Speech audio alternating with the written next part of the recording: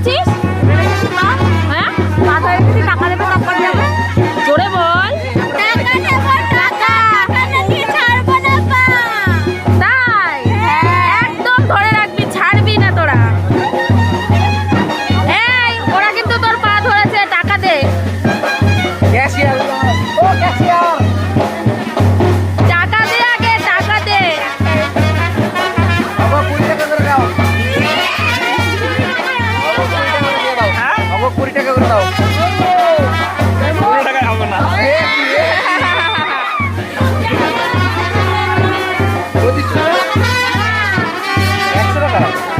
একশো টাকা দাও।